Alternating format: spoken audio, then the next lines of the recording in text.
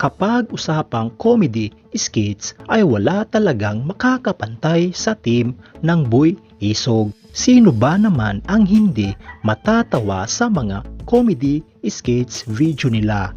Lalong-lalo na kapag nagsasalita na si Boy Tahi, Engineer Bartolitoy, Iton, Jungjung, Tata Idoy, Gunggong, Inday Power at si Baby Boy, malamang na matatawa ka talaga. Na wala man si Sarge o Roweno sa kanilang grupo ay masasabi pa rin natin na sulit pa rin ang kanilang samahan. Mas lalo pa nilang ginagalingan ang kanilang comedy skits video nila. So yun mga idol, sa video na ito ay ating pag-uusapan at aalamin ang latest sahod ng Boy Isog sa YouTube ngayong 2023. Gamit ang isang public website na Sociablade ay ating malalaman at makikita ang kanilang latest sahod sa YouTube. Ang Sociablade mga idol ay isang public website na kung saan kahit sino ay pwedeng tumingin sa analytics at estimated earnings ng isang YouTuber or influencer. So yun mga idol, nandito na tayo sa Sociablade at ito ang official channel insight ng Boy Isog sa Sociablade kung saan pwede nating makita ang status ng YouTube channel nila at ang latest sahod nila sa YouTube. So yun mga idol, sa kanilang uploads ay nasa 250 na. Subscribers naman ay nasa 249,000 na. Total video views naman ay nasa 62,540,563. Country ay Philippines, channel type ay people at user created noong September 14, 2012. At dito naman sa baba mga idol, ang total grade nila ay letter B. Sociablade rank ay pang 345,487. Subscriber rank ay pang 2,056. Video views rank ay pang 201,003. Country rank ay pang 751. At ang people rank ay pang 1,531. At dito naman sa subscribers ng Boy Isog for the last 30 days ay merong pumasok na 1,000 subscribers. At sa video views naman ay merong pumasok na 735,862. Bumaba ito ng 2.2% for the last 30 days. So yun mga idol, dito naman sa YouTube stats summary ng Boy Isog noong August 24, 2023 hanggang September 6, 2023 ay makikita natin dito ang nadagdag na subscribers, nadagdag na video views at ang estimated earnings nila sa bawat araw. Pero mga idol, ang titingnan natin dito ay ang daily average at weekly average. At disclaimer lang mga idol, ang impormasyon na inyong nakikita ay isang estimated earnings lamang. Dahil ang website na ito mga idol ay nagbabase lamang sa views ng bawat video. So yun mga idol, umpisahan natin dito sa daily average. Simula sa lowest na meron silang $6 hanggang sa highest na umabot ng $98. At kung i-convert ito sa Philippine Peso, ang katumbas nga pala ng $1 ngayon sa Philippine Peso ay nasa 56 pesos. So yun mga idol, ang katumbas ng $6 sa Philippine Peso ay nasa 336 pesos.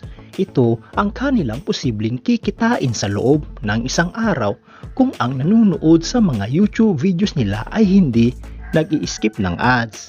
At ang katumbas ng $98 sa Philippine Peso ay nasa 5,488 pesos. Ito naman ang kanilang posibleng kikitain sa loob ng isang araw kung ang nanonood sa mga YouTube videos nila ay hindi nag-i-skip ng ads. So yun mga idol, dito naman tayo sa weekly average. Simula dito sa lowest na meron silang $43 hanggang sa highest na umabot ng $687.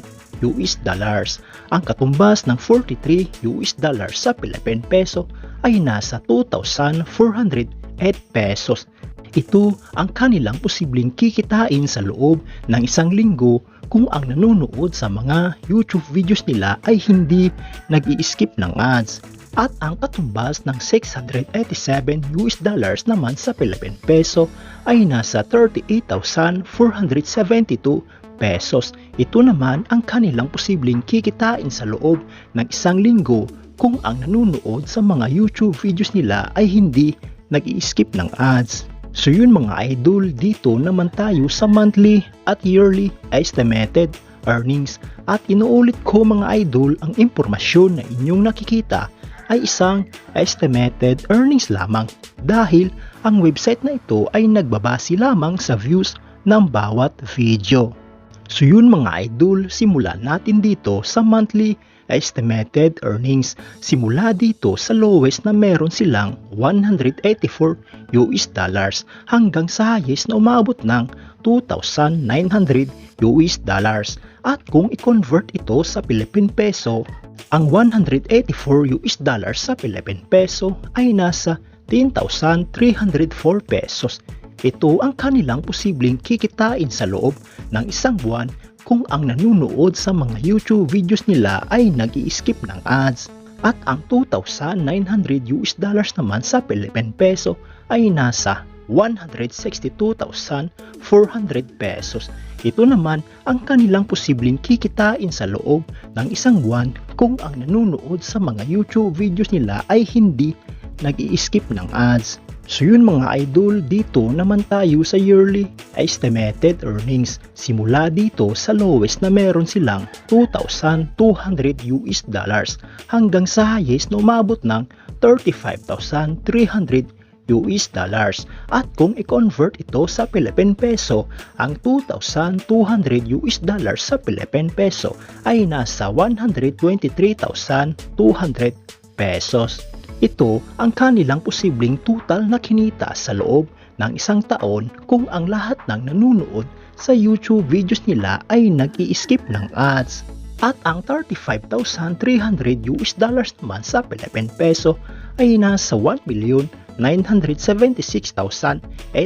pesos. Ito naman ang kanilang posibleng total na kinita sa loob ng isang taon kung ang lahat ng nanonood sa mga YouTube videos nila ay hindi nag-i-skip ng ads. So yun mga idol, hanggang dito na lang ang video na ito.